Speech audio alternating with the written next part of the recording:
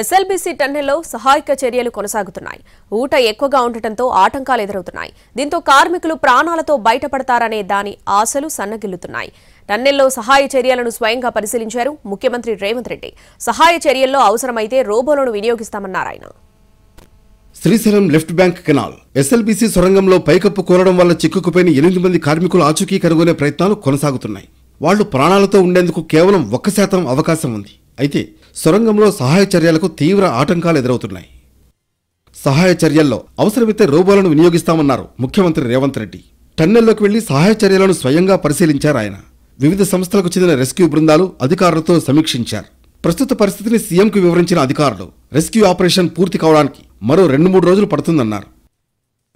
త్వరలోనే conveyor belt అందుబాటులోకి రానుందని తెలిపారు సీఎం రేవంత్ రెడ్డి.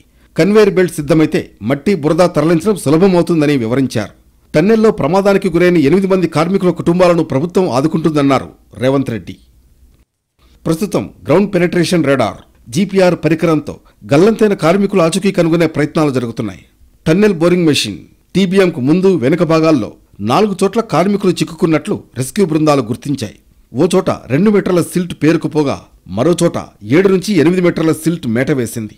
ఈ 4 ప్రాంతాల్లో ఏకకాలంలో తవ్వకాలు జరుగుతున్నాయి.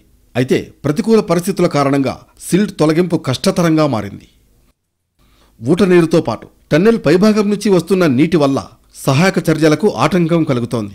2 రోజుల్లో కేవలం 1 మీటర్ మాత్రమే తవ్వగలిగాయి సహాయ బృందాలు. ఎస్ఎల్బీసీ టన్నెల్లోకి నీరు ఎక్కడి నుంచి వస్తుందని జియోలాజికల్ సర్వే బృందం అన్వేషించింది. అమ్రాబాద్ అటవీ ప్రాంతంలో సర్వే నిర్వహించింది.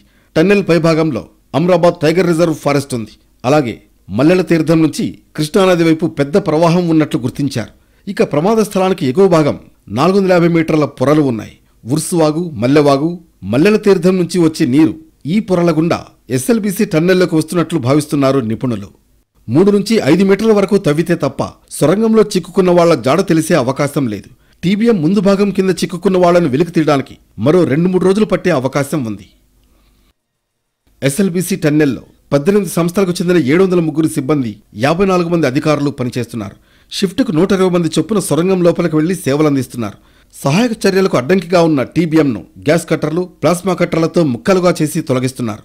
అయితే టన్నుల బరువు గల మిషన్ భాగాలను బయటకు తరలించడం కూడా సహాయక బృందాలకు సవాలుగా మారింది. అది ఎప్పటికి పూర్తవుతుందో తెలియని పరిస్థితి నెలకొంది.